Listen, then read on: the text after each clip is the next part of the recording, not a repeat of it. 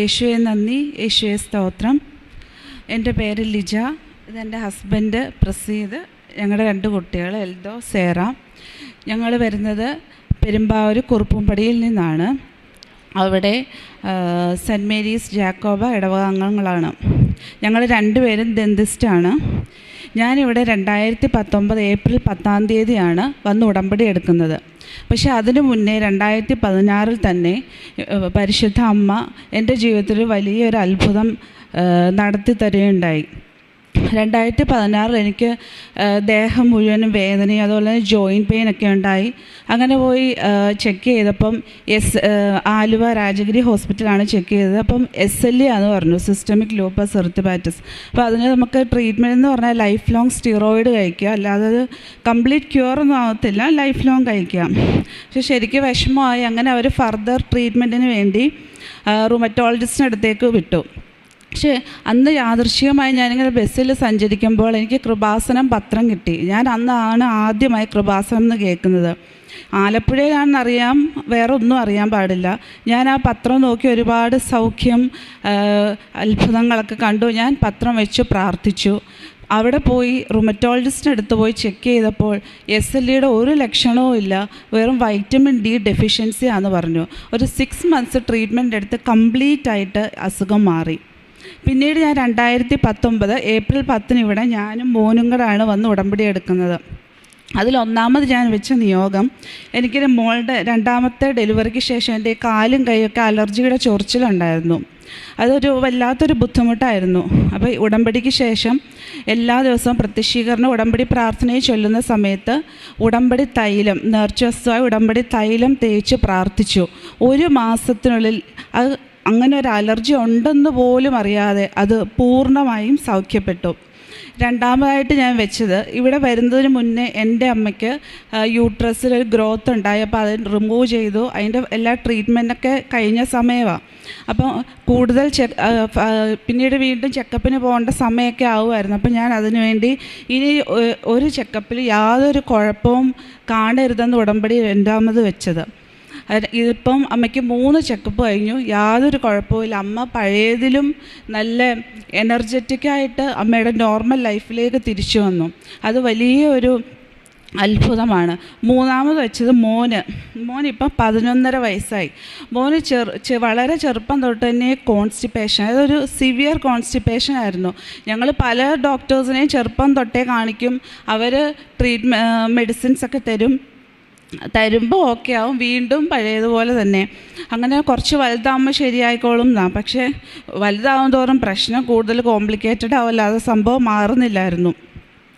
അങ്ങനെ മോൻ ഇപ്പം 6th 4th പഠിച്ചപ്പം സ്കൂൾ ഓപ്പണിങ്ങിൻ്റെ സമയത്ത് സ്കൂളിൽ പോകാൻ പോലും പറ്റിയില്ല. കാരണം കോൺസ്റ്റിപ്പേഷൻ കൂടിയിട്ട് വൊമിറ്റിങ്ങിലേക്ക് മാറുക. അങ്ങനെ ഞങ്ങൾ PVS ഹോസ്പിറ്റലിൽ ട്രീറ്റ്മെൻറ്റ് എടുത്തു. ഒരു 3-4 ദിവസം അവിടെ അഡ്മിറ്റായി. അതിനുള്ള മെഡിസിൻസൊക്കെ എടുത്തു. അത് കഴിഞ്ഞ് മെഡിസിൻ തന്നു. അത് നമ്മൾ യൂസ് ചെയ്യണം എന്ന് പറഞ്ഞു. എന്നാലാണ് അത് ശരിയാവുള്ളൂ. കുറച്ച് ഉപയോഗിച്ചു, അത് നിർത്തി. പക്ഷേ ആ ഉടമ്പടി തൈലം എല്ലാ ദിവസങ്ങളും പ്രാർത്ഥിക്കുമ്പോൾ ഉടമ്പടി തൈലം മോൻ്റെ വയറ്റിൽ കുരിശ് വരച്ച് പ്രാർത്ഥിക്കും, എല്ലാ ദിവസവും പ്രാർത്ഥിക്കുമായിരുന്നു. പക്ഷേ ഇപ്പോൾ അത് വളരെ ഒരു ബുദ്ധിമുട്ടായിരുന്നു. മോൻ ആ കോൺസ്റ്റിപ്പേഷൻ, സ്കൂളിൽ പോകുന്നതൊക്കെ ബുദ്ധിമുട്ടാണ്. പക്ഷേ ഇപ്പം അത് ശരിക്കും അത് മാറി. അത് വലിയൊരു ഞങ്ങൾ ശരിക്കും വലിയ വിഷമമായിരുന്നു. ഈ കൊച്ചു വലുതാകുമ്പോൾ എന്ത് ചെയ്യും ഇങ്ങനെ പോയാലും. പക്ഷേ അത് മാതാവിൻ്റെ മാധ്യസ്ഥ വലിയൊരു രോഗസൗഖ്യമാണത് കിട്ടിയത്. പിന്നീട് വേറെ കാശുരൂപം, ഇവിടുത്തെ ഉടമ്പടി കാശുരൂപം വെച്ച് ഒന്നെന്ന് പറഞ്ഞാൽ മോന് ഒരു 2 വർഷത്തോളമായി സ്കൂളിൽ നിന്ന് വന്നപ്പോൾ ഈ തലയ്ക്ക് വല്ലാത്തൊരു ബുദ്ധിമുട്ട്, ഇങ്ങനെ വേദനയോ എന്തൊക്കെയോ അസ്വസ്ഥത, കിടന്ന് ഉറങ്ങി കഴിയുമ്പോൾ അത് ശരിയാവും. അങ്ങനെ അത് റിപ്പീറ്റായിട്ട് ഒരു 3-4 പ്രാവശ്യം അങ്ങനെ വന്നു. അങ്ങനെ ഞങ്ങൾ പീഡിയാട്രീഷ്യനെ കാണിച്ചപ്പം പറഞ്ഞു, ഇത് കുട്ടികളുടെ മൈഗ്രെയിൻ്റെ തുടക്കമാണ്, ഇനി വരുവാണെങ്കിൽ ന്യൂറോയെ കാണിക്കണമെന്ന് പറഞ്ഞു.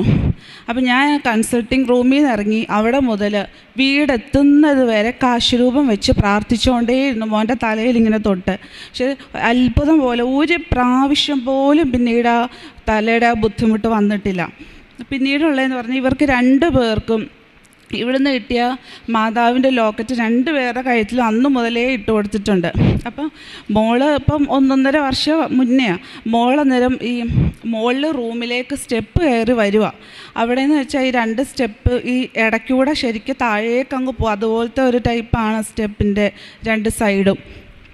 അപ്പം മോള് കയറി വരുന്നത് ഞങ്ങൾ ആരും കണ്ടില്ല. മുകളിലേക്ക് വന്നൊരു സൗണ്ട് കേട്ട് നോക്കിയപ്പോൾ ആൾ സ്ലിപ്പായി തല കുത്തി താഴോട്ട് പോവുക. ഒരു വലിയ അത്ഭുതം പോലെ. ആ സൈഡിൽ കൂടെ താഴെ വീണില്ല, സ്റ്റെപ്പ് നിരങ്ങി താഴെ ഇടിച്ച് ഞങ്ങൾ നോക്കുമ്പോൾ തല കുത്തനെ നിൽക്കുക. ആൾ ഓടിപ്പോയി എടുത്ത് നോക്കിയപ്പോഴാണ് ശരിക്കും ഞങ്ങൾ ഞെട്ടി. കാരണം ഒരു പോറൽ പോലും ആളുടെ ദേഹത്തിൽ. ആ വീണ ഒരു പേടിച്ചുള്ള ഒരു കരച്ചിലല്ല, അതൊന്നും സംഭവിച്ചില്ല. ആ മാതാവിൻ്റെ വലിയ സംരക്ഷണമാണ് അവിടെ കണ്ടത്. അതുപോലെ വേറൊരു പ്രാവശ്യം മോള് വർക്ക് ഏരിയയുടെ അവിടുന്ന് താഴേക്ക്, അത് മുഖം അടിച്ച് താഴേക്ക് വീണു. അവിടെ ആണെങ്കിൽ പാറയും മണ്ണും ഒക്കെയാണ്. ശരിക്കും കുഞ്ഞാകുമ്പോൾ അത് പൊക്കത്തിൽ നിന്ന് വീഴുമ്പോൾ എന്തായാലും നമുക്കറിയാമല്ലോ. പക്ഷേ അന്നും ഇതുപോലെ തന്നെ ചെന്ന് വേഗം പൊക്കിയെടുത്ത് നോക്കിയിട്ട് മുഖത്ത് ഒരു മണൽത്തരി പോലും പറ്റിയിട്ടില്ല. അതും ഒരു മാതാവിൻ്റെ വലിയൊരു സംരക്ഷണമാണ് ഉണ്ടായത്. പിന്നീട് ഞങ്ങൾ എൻ്റെ ഹസ്ബൻഡ് 7 വർഷം സൗദിയിൽ ഗവൺമെൻറ് സർവീസിൽ ഡെന്റിസ്റ്റായിട്ട് വർക്ക് ചെയ്യുമായിരുന്നു. അപ്പോൾ അവിടെ ഈ സ്വദേശിവൽക്കരണമൊക്കെ വന്ന് ജോലി നഷ്ടപ്പെട്ട് അങ്ങനെ ഇപ്പോൾ 3 വർഷമായിട്ട് നാട്ടിലുണ്ട്. അപ്പോൾ ഞങ്ങൾ വന്ന് 1 വർഷം കഴിഞ്ഞപ്പോൾ ഞങ്ങൾ അവിടെ നാട്ടിലൊരു ഡെൻ്റൽ ക്ലിനിക്ക് സ്റ്റാർട്ട് ചെയ്തു. പക്ഷേ ആ സമയത്ത് തന്നെയാണ് വീട് പണി നടക്കുന്നത്. അപ്പോൾ രണ്ടും കൂടെ ഒരുമിച്ച് പോകാൻ ബുദ്ധിമുട്ട്, മാനേജ് ചെയ്യാൻ ബുദ്ധിമുട്ട്, ഫൈനാൻഷ്യലി ബുദ്ധിമുട്ട്. അപ്പോൾ ആകെ ഈ ക്ലിനിക്കും എങ്ങനെയും ഒന്ന് സെയിൽ ചെയ്യണമെന്നുള്ള ഇതിലായി. ഞങ്ങൾ കുറേ ശ്രമിച്ചിട്ടൊന്നും നടക്കുന്നില്ല. പലരും വന്ന് നോക്കും, ഒന്നും ശരിയാവുന്നില്ല. അങ്ങനെ ഇരുന്നപ്പോൾ ഞങ്ങൾ ജോസഫ് അച്ഛനെ വന്ന് കണ്ടു. ജോസഫ് അച്ഛൻ്റെ ഇടവകയിൽ ഞങ്ങൾ പോയി കണ്ടു. അച്ഛൻ പ്രാർത്ഥിച്ച് ബ്ലെസ് ചെയ്ത് ഒരു കാശുരൂപം തന്നു. കാശുരൂപം തന്നിട്ട് പറഞ്ഞു ക്ലിനിക്കിൽ കൊണ്ട് സ്ഥാപിച്ച് പ്രാർത്ഥിക്കുക, അത് സെയിലാവും. അതിൻ്റെ കൂടെ തന്നെ ഞങ്ങൾ ഡേറ്റ് വെച്ചു, ഫെബ്രുവരി 28 എന്ന ഡേറ്റ് വെച്ച് പ്രാർത്ഥിച്ചു. കൃത്യം 27 വൈകുന്നേരം ഒരു പാർട്ടി വിളിച്ചു. 28 സെയിലായി. അത് ജോസഫ് അച്ഛൻ പറയുന്നില്ല, സമയത്തിന് മേൽ അധികാരമുള്ള പരിശുദ്ധ അമ്മയുടെ വലിയൊരു ശക്തിയാണ് അവിടെ ഞങ്ങൾ കണ്ടത്. പിന്നെ അതുപോലെ ഞങ്ങളിപ്പോൾ വീട് പണിയുന്നത് 8 സെൻറ്റ്. അപ്പോൾ ഞങ്ങൾക്ക് അവിടെ കിണറിന് വേറെ പ്രത്യേകിച്ച് സ്ഥലങ്ങളൊന്നുമില്ല, ആകെ ഒരു സ്ഥലം അതേ ഉള്ളൂ. അപ്പോൾ അവിടെ തൊട്ടടുത്ത വീട്ടിലൊക്കെ ഇങ്ങനെ കിണർ കുത്തിയെങ്കിൽ അവിടെ വെള്ളം കിട്ടാതെ അവർ ബോർവെല്ലൊക്കെ അടിക്കുന്ന ഒരു സിറ്റുവേഷനായിരുന്നു. അപ്പോൾ ഞങ്ങൾ തുടങ്ങുന്നതിന് മുമ്പേ തന്നെ ഇവിടുത്തെ നേർച്ച വസ്തുവായ ഉപ്പ് അവിടെ വെച്ച് പ്രാർത്ഥിച്ചു. പിന്നെ വേറെ കാര്യമെന്ന് വെച്ചാൽ ഞങ്ങളുണ്ട് ജാക്കോബെ, അപ്പം ജപമാലയൊന്നും അങ്ങനെ അറിയത്തില്ല. പക്ഷേ ഇവിടെ അഖണ്ഡ ജപമാല മഹാറാലിയുടെ സമയമായിരുന്നു. അപ്പോൾ ഇവിടുന്ന് ജപമാല വാങ്ങിച്ചു, ജപമാലയുടെ ഒരു പുസ്തകവും വാങ്ങിച്ചു. എന്നിട്ട് ഇവിടെ ജപമാല ചൊല്ലുമ്പോൾ അതിൻ്റെ കൂടെ ചൊല്ലി പഠിച്ചു. എന്നിട്ട് ഈ ഒരു വിഷയം വെച്ച് ഞങ്ങൾ പുതിയ വീട് പണിയുന്നിടത്ത് പോയി ഈ വിഷയം വെച്ച് മാത്രം ജപമാല ചൊല്ലി പ്രാർത്ഥിച്ചു. ശരിക്കും അത്ഭുതം പോലെ ആവശ്യം പോലെ വെള്ളം, നല്ല വെള്ളം ആ കിണറ്റിൽ ഞങ്ങൾക്ക് ലഭിച്ചു. പിന്നെ വേറെ ഒരെണ്ണം എൻ്റെ കസിൻ സിസ്റ്റർ, അപ്പം ഒരു 5-6 വർഷമായി 2 കാലും നീരെന്ന് പറഞ്ഞാൽ നമ്മൾ മറ്റേ മന്തൊക്കെ ഉള്ള അതുപോലത്തെ ഒരുപാട് ടെസ്റ്റൊക്കെ ചെയ്ത് ഒരു കുഴപ്പമില്ല, ഒരു ബുദ്ധിമുട്ടുമില്ല. അതുകൊണ്ട് അത് അങ്ങനെ ശ്രദ്ധിച്ചില്ല. ഒരു 5-6 മാസത്തിന് മുന്നേ കാല് താഴെ വെക്കാൻ പറ്റത്തില്ല, അതുപോലെ വേദന. അങ്ങനെ ടെസ്റ്റ് ചെയ്ത് നോക്കുമ്പോൾ ഒന്നും എന്താ കണ്ടുപിടിക്കാൻ പറ്റുന്നില്ല. അവസാനം ആകെ എന്തെങ്കിലും ഒന്ന് കണ്ടുപിടിച്ചാലല്ലേ മെഡിസിൻ എടുത്ത് ഒന്ന് എണ്ണീറ്റ് നടക്കണ്ടേ, കട്ടിലേ തന്നെ ഇരിക്കും, അധികം പ്രായവുമില്ല. അങ്ങനെ ഇരിക്കുമ്പോഴാണ് അപ്പം ഡോക്ടർക്കും അവിടെ ഉള്ളവർക്കൊക്കെ സംശയം ഇപ്പം ക്യാൻസറിൻ്റെ എന്തെങ്കിലും ആണോന്ന്. പക്ഷെ അവർ അതൊന്നും പറഞ്ഞില്ല. അവർ പെറ്റ് സ്കാൻ ചെയ്യാൻ പറഞ്ഞു. പെറ്റ് സ്കാൻ ഇപ്പം എല്ലാവർക്കും അറിയാമല്ലോ, പെറ്റ് സ്കാൻ കേട്ടപ്പോൾ തന്നെ നമുക്ക് മനസ്സിലായി. പക്ഷേ ആകെ വിഷമമായി. അന്ന് ഞാനിങ്ങനെ പ്രാർത്ഥിച്ചു, എൻ്റെ മാതാവേ ഈ ഒരു കുഴപ്പവും കാണില്ല, ഒരു ട്രീറ്റ് ചെയ്യാൻ പറ്റുന്ന ഒരു അസുഖമായിരിക്കണേ, സാക്ഷ്യം പറഞ്ഞോളാമെന്ന് പറഞ്ഞു. ശരിക്കും ആ പെറ്റ് സ്കാൻ ചെയ്ത് യാതൊരു കുഴപ്പവും ഇല്ലായിരുന്നു. അത് സീറോ ആർത്രൈറ്റിസ് എന്നുള്ള ഒരു ആർത്രൈറ്റിസിൻ്റെ ഒരു കണ്ടീഷനായിരുന്നു. അങ്ങനെ ഇപ്പോൾ അത് മെഡിസിൻ കഴിക്കുന്നു, വേദനയൊക്കെ കുറഞ്ഞു, നീരും കുറഞ്ഞു, ഇപ്പം എല്ലാം നടക്കുന്നു, ഒരു കുഴപ്പമില്ലാതെ ഇരിക്കുന്നു. പിന്നെ ഈ ഇങ്ങനെ ഹസ്ബൻഡ് സൗദിയിൽ നിന്ന് വന്നതിന് ശേഷം ഞങ്ങൾക്കൊരു ഫൈനാൻഷ്യലി സ്റ്റേബിളായ സിറ്റുവേഷൻ അല്ലായിരുന്നു. പക്ഷെ എന്നിട്ട് പോലും ഞങ്ങളുടെ വീട് പണി ഹൗസ് വാമിങ്ങിൻ്റെ ആ ഒരു സ്റ്റേജ് വരെ എത്താൻ, ഹൗസ് വാമിങ് നടത്തിയില്ല, പക്ഷെ ആ ഒരു സ്റ്റേജ് വരെ എത്താൻ ഓരോ പ്രാവശ്യവും ഫൈനാൻഷ്യലി ആ ആവശ്യം വരുമ്പോൾ ഒരു വഴി തുറന്നു തരും. അത് ശരിക്കും ഞങ്ങൾ തന്നെ അത്ഭുതപ്പെടും. അങ്ങനെ അത് ഒരു ബുദ്ധിമുട്ട്, പല പ്രശ്നങ്ങളുണ്ടെങ്കിൽ പോലും ഒരു തടസ്സവും കൂടാതെ ഇവിടെ വരെ നടത്തുവാൻ ദൈവം ഞങ്ങളെ സഹായിച്ചു. അതുപോലെ തന്നെ എന്ത് ബുദ്ധിമുട്ടിലും ആ ഒരു പ്രാർത്ഥനയുടെ ഒരു വിശ്വാസം കൊണ്ട് വീണു പോകാതെ പിടിച്ചു നിൽക്കുവാൻ ഞങ്ങളെ സഹായിച്ചു. ഇപ്പം എന്ത് പ്രശ്നമുണ്ട് ഞാൻ ജപമാല ചൊല്ലി പ്രാർത്ഥിക്കുകയും അതുപോലെ ആ ഒരു ഉറച്ച വിശ്വാസത്തോടെ ജീവിക്കാൻ ഞങ്ങളെ സഹായിക്കുന്നു. മാതാവിൻ്റെ മധ്യസ്ഥത്തിൽ ഞങ്ങളുടെ ജീവിതത്തിൽ തന്ന വലിയ അത്ഭുതങ്ങൾക്ക് കോടാനുകോടി നന്ദി. കരങ്ങളിടിച്ച് കർത്താവ് എന്ന് പറയട്ടെ. ഡേവിഡ് സാറിന് എന്താ പറയാനുള്ളത്? കർത്താവ് ചൊരിഞ്ഞ അനുഗ്രഹങ്ങൾക്ക്. 2018 സ്വദേശവൽക്കരണം കാരണം സൗദിയിൽ നിന്ന് ജോലി നഷ്ടപ്പെട്ടാണ്. പിന്നെ ഇവിടെ വന്നപ്പോൾ വീട് പണി ഇങ്ങനെ തുടങ്ങിയപ്പോൾ സാമ്പത്തികമായിട്ട് നല്ല ബുദ്ധിമുട്ടുണ്ടായിരുന്നു. പക്ഷേ ഈ ഉടമ്പടിയിൽ ഇപ്പോൾ ഒരു വൈഫ് പറഞ്ഞ പോലെ സ്റ്റേബിളായിട്ടുള്ളൊരു ഇൻകം ഇല്ലാത്തതുകൊണ്ട് ഭയങ്കര ബുദ്ധിമുട്ടായിരുന്നു. പക്ഷേ ഈ ഉടമ്പടിയിലുള്ള ഒരു വിശ്വാസം കൊണ്ടാണ് ഇപ്പോഴും പിടിച്ചു നിൽക്കുന്നത് സത്യം പറഞ്ഞാൽ. പിന്നെ ഓരോ അവസരങ്ങളിലും കാശിന് ആവശ്യം വരുമ്പോൾ അതെങ്ങനെയാണ് വരുന്നതെന്ന് നമുക്കതിനെ അറിയത്തില്ല. അതിപ്പോൾ ഹൗസ് വാമിങ്ങിൻ്റെ അടുത്തേക്കുള്ള സ്റ്റേജിലേക്ക് വരെ എത്തി. പിന്നെ വേറെ എനിക്ക് തോന്നുന്നതെന്ന് വെച്ചാൽ എൻ്റെ ഫസ്റ്റ് പ്രിഫറൻസ് നല്ലൊരു ജോലിയായിരുന്നു വന്നതിന് ശേഷം, നല്ല വരുമാനമുള്ള ജോലി. പക്ഷെ നമ്മൾ കൊടുക്കുന്ന ഫസ്റ്റ് പ്രിഫറൻസ് അല്ല ദൈവം കൊടുക്കുന്നത് മനസ്സിലായി. കാരണം ഞാനിവിടെ ഉണ്ടെങ്കിലേ വീട് പണി പൂർത്തീകരിക്കാൻ പറ്റുള്ളൂ ദൈവത്തിന് അറിയാം. കാരണം നമ്മളത് കോൺട്രാക്റ്റ് കൊടുത്തല്ല വീട് പണി ചെയ്തത്, നമ്മൾ സ്വന്തമായിട്ട് ചെയ്തായിരുന്നു. അപ്പോൾ തുടക്കത്തിൽ ഫാദറിന് കുഴപ്പമില്ല, പിന്നെ ഫാദറിന് വയ്യാതെയായപ്പോൾ വീട് പണി മുമ്പോട്ട് കൊണ്ടുപോകാൻ ഒരു ബുദ്ധിമുട്ട് വന്നു.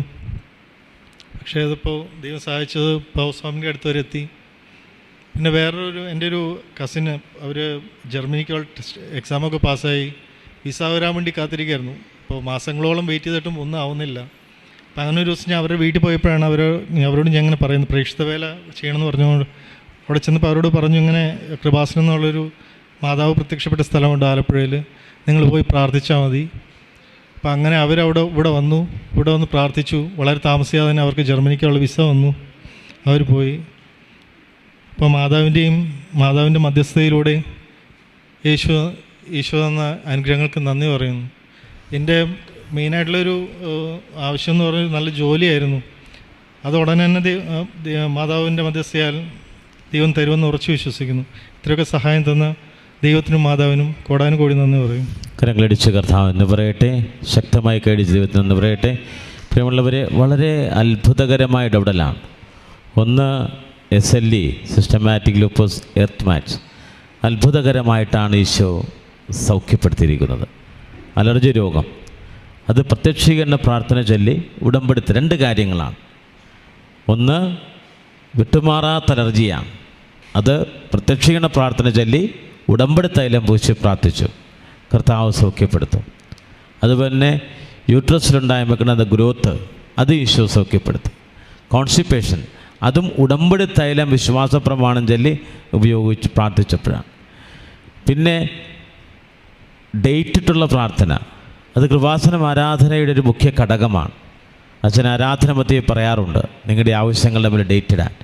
ഡേറ്റ് ഇട്ടപ്പോൾ അക്ഷാത് ശരിക്കും എന്താ സംഭവിച്ചത് ഡോക്ടറെ? അച്ഛനിങ്ങനെ കാശുരൂപം തന്നു. കാശുരൂപം തന്നിട്ട് അവിടെ സ്ഥാപനത്തിൽ കൊണ്ടുപോയി പ്രാർത്ഥിക്കണമെന്ന് പറഞ്ഞു. ഞങ്ങൾ ഫെബ്രുവരി 28 എന്നുള്ള ഡേറ്റ് വെച്ച് പ്രാർത്ഥിച്ചു. കൃത്യം 27 വൈകിട്ട് 5:30 ആയപ്പോഴാണ് അവർ വിളിച്ച് 28-ന് അത് സെയിലായി. ഓക്കെ, അതാണ് ഡേറ്റ്. ആ കറക്റ്റ് ഡേറ്റിന് തലേ ദിവസം രാത്രി തന്നെ ദൈവത്തിൻ്റെ ഇടപെടലാണ്. അതാ ഡേറ്റ് ഇട്ട് പ്രാർത്ഥിക്കുന്നവർ ശ്രദ്ധിക്കണം. കൃപാസനം ആരാധനയിൽ ഡേറ്റ് ഇട്ട് പ്രാർത്ഥിക്കാൻ ബഹുമാനപ്പെട്ട ധ്യാനഗുരു ജോസഫ് അച്ഛൻ പറയുമ്പോൾ നിങ്ങൾ വിശ്വസിച്ചുകൊണ്ട് ഡേറ്റ് ഇടണം. വിശ്വസിച്ചു ഡേറ്റ് ഇടുമ്പോൾ ദൈവം അത്ഭുതകരമായിട്ടാണ് ഇടപെടുന്നത്. ഈ ക്ലിനിക്കിൻ്റെ സെയിലിനെ കുറിച്ച് പറയുമ്പോൾ അത് പലരും വന്ന് നോക്കി ഒന്നും ശരിയാവുന്നില്ലായിരുന്നു. അപ്പോൾ അങ്ങനെയായപ്പോൾ അവസാനം ആണ് അച്ഛനെ വന്ന് കണ്ടത്. അച്ഛൻ കാശുരൂപം പ്രാർത്ഥിച്ചു തന്നു. അപ്പോൾ എനിക്കും തുടക്കത്തിൽ നല്ല വിശ്വാസമായിരുന്നു. 2-3 ദിവസം കഴിഞ്ഞിട്ട് ഒരു മാറ്റമൊന്നും സംഭവിക്കുന്നില്ല. പക്ഷേ വൈഫിന് ഭയങ്കര വിശ്വാസമായിരുന്നു. വൈഫ് ഇങ്ങനെ വചനം എഴുതും, ഡേറ്റ് ഇട്ട് പ്രാർത്ഥിക്കാറ്. എനിക്കെന്തോ അപ്പോഴേക്കും വിശ്വാസം പോകുന്ന പോലെയായി. കാരണം അത്ര ഫ്രസ്ട്രേഷനിലേക്ക് വന്നായിരുന്നു. പക്ഷേ അത്ഭുതം എന്ന് പറയട്ടെ, ഈ തുടക്കത്തിലെ സ്റ്റേജിൽ പലരും വന്നതിൽ ഒരാൾ ഈ വൈഫ് ഡേറ്റ് ഇട്ട് പ്രാർത്ഥിച്ച ആ ദിവസത്തിന് തലേദിവസം തന്നെ വിളിച്ചിട്ട് പറഞ്ഞു, പുള്ളി പുതിയൊരു മെഷീൻ മേടിക്കാൻ പോകുമായിരുന്നു. അതിനു മുമ്പ് അവസാന ശ്രമം എന്ന് പറഞ്ഞാൽ എന്നെ വിളിച്ചു, അപ്പോൾ കൊടുക്കുന്നുണ്ടോയെന്ന്. അപ്പോൾ ഞാൻ തന്നെ അത്ഭുതപ്പെട്ടു പോയി. കാരണം അവർ തെറ്റിപ്പോയതായിരുന്നു, അത് ആവില്ലെന്ന് വിചാരിച്ചിരുന്ന. പക്ഷേ അയാൾ വിളിച്ചു, എല്ലാം ശരിയായി. പിറ്റേ ദിവസം തന്നെ എല്ലാം കാശെല്ലാം കൊടുത്ത് എല്ലാം സെറ്റിൽ ചെയ്തു. ഫെബ്രുവരി 28 എല്ലാം സെറ്റിൽ ചെയ്തു. ഒറ്റ ദിവസം കൊണ്ട് എല്ലാം പരിപാടി നടന്നു. ഡേറ്റ് ഇട്ട് പ്രാർത്ഥിക്കുകയും ബഹുമാനപ്പെട്ട ജോസഫ് അച്ഛനെ കണ്ടപ്പോൾ കാശീർവാദം ആശീർവദിച്ചു കൊടുത്താണ്. അഭിഷിക്തൻ കർത്താവിന് തിരുശരീര രക്തങ്ങൾ പരികർമ്മം ചെയ്യുന്ന കരത്തിൽ വെച്ച് അപ്പോസ്തല അധികാരത്താൽ കാശീർവം ആശീർവദിച്ചു കൊടുത്തു. അത് അത്ഭുതകരമായിട്ട് ദൈവം ഇടപെടുകയാണ്. അപ്പോൾ ഡേറ്റ് ഇട്ടുള്ള പ്രാർത്ഥന വിശ്വാസത്തോടു കൂടി ചെയ്യണം. കിണറ്റിലെ വെള്ളം അത് ഉടമ്പടി ഉപ്പ് വിശ്വാസ പ്രമാണം ചൊല്ലിയിട്ടപ്പോഴാണ് ദൈവം സൗഖ്യപ്പെടുത്തത്. അപ്പോൾ തന്നെ കാശീരൂപം വെച്ച് മോൾ പ്രാർത്ഥിച്ചു എന്നാണ്. കാശീരൂപം എന്ന് പറയുന്നൊരു ജ്ഞാപകമാണ്. പഴയ നിയമകാലത്ത് ഇസ്രായേൽ ജനം തങ്ങളുടെ കൈത്തടങ്ങൾ നെറ്റിത്തടത്തിൽ ജ്ഞാപകം സൂക്ഷിച്ചിരുന്നു. യഹോവയുടെ ദൈവത്തിൻ്റെ സാന്നിധ്യമായിട്ടാണ്. ഇപ്പോൾ കൃപാസനം കാശീരൂപം എന്ന് പറയുന്നത് പരിശുദ്ധമ്മയുടെ തിരുസ്വരൂപമാണ് അതിനകത്തുള്ളത്. അപ്പോൾ കൃപാസന ഉടമ്പടി എന്താ? ദൈവം കൂടെ വരുമെന്നാണ്. ദൈവം കൂടെ വരും. ഉടമ്പടി ചെയ്യുന്നവർ ഒറ്റക്കല്ല ഭവനത്തിലേക്ക് മടങ്ങുന്നത്. ദൈവം അവിടെ കൂടെയുണ്ട്, അമ്മയുടെ സാന്നിധ്യമാണ്. അപ്പോഴത് വെച്ച് പ്രാർത്ഥിച്ചപ്പോൾ അത്ഭുതകരമായിട്ട് ദൈവം ഇടപെടുകയാണ് ചെയ്തത്. പിന്നെ സാമ്പത്തിക വിഷയങ്ങൾ ഒത്തിരി ഉണ്ടായി, പ്രയാസങ്ങളുണ്ടായി. പക്ഷേ എന്തെന്നില്ലാത്തൊരു ശക്തിയാണ്. അതെന്ന് വെച്ചാൽ കർത്താവിൻ്റെ വചനങ്ങൾ പാലിക്കുകയും അതനുസരിച്ച് ജീവിക്കുകയും ചെയ്യുന്നവൻ. കാറ്റടിച്ചു, മഴ പെയ്തു, അവൻ്റെ ഭവനത്തിന്മേൽ ആഞ്ഞടിച്ചു, പക്ഷേ അത് തകർന്നു പോയില്ല. അത് പാറമേൽ സ്ഥാപിതമാണ്. ദൈവവചനം, ഉടമ്പടി വചനങ്ങൾ, ഉടമ്പടി നിബന്ധനകളെ കൃത്യമായി പാലിച്ച് നിങ്ങൾ നിൽക്കുമ്പോൾ എന്ത് പ്രതിസന്ധി ഉണ്ടായാലും എന്ത് തകർച്ചയുണ്ടായാലും വീണു പോകാൻ, തകർന്നു പോകാൻ പരിശുദ്ധ അമ്മ അനുവദിക്കില്ല. അതിന് സാക്ഷിയാണ് ദേവിൻ്റെയും ഡേവിഡിൻ്റെയും സാക്ഷ്യം. ഈ സാക്ഷ്യത്തോട് കൊടുത്ത് നിങ്ങൾക്ക് ഏതെല്ലാം നിയോഗങ്ങൾ ഇപ്പോൾ മനസ്സിൽ ഈ സാക്ഷ്യം കേൾക്കുമ്പോൾ നിങ്ങളുടെ മനസ്സിലൂടെ കടന്നു പോകുന്നുണ്ട്, അതെല്ലാം കർത്താവിന് സമർപ്പിച്ചുകൊണ്ട് പരിശുദ്ധമ്മയുടെ മാധ്യസ്ഥം തേടി പ്രാർത്ഥിക്കട്ടെ. യേശുവേ സ്തോത്രം, യേശുവേ നന്ദി, യേശുവേ ആരാധന. വിട്ടുപോയി. ജീവിതത്തിൽ ഇടയ്ക്ക് ചെറിയ പ്രശ്നങ്ങളൊക്കെ ഉണ്ടായിരുന്നു. അതെല്ലാം ദൈവം മാതാവിൻ്റെ ഇടപെടലിലൂടെ ദൈവം എല്ലാം ശരിയാക്കി തന്നു. ഇപ്പോൾ കൂടുതൽ ദൈവത്തിലേക്ക് ആശ്രയിച്ച് ദൈവത്തിനോട് കൂടുതൽ അടുത്ത് പ്രാർത്ഥിക്കാൻ സാധിക്കുന്നുണ്ട്. ഓക്കെ, അത് ദൈവത്തിൻ്റെ കൃപയാണ്. ദൈവത്തോട് കൂടുതലെടുത്ത് പ്രാർത്ഥിച്ച് അമ്മ ഭക്തിയിൽ വളരാൻ ശ്രമിക്കുന്നത്. കരങ്ങളടിച്ച് കർത്താവിനെ ഒന്ന്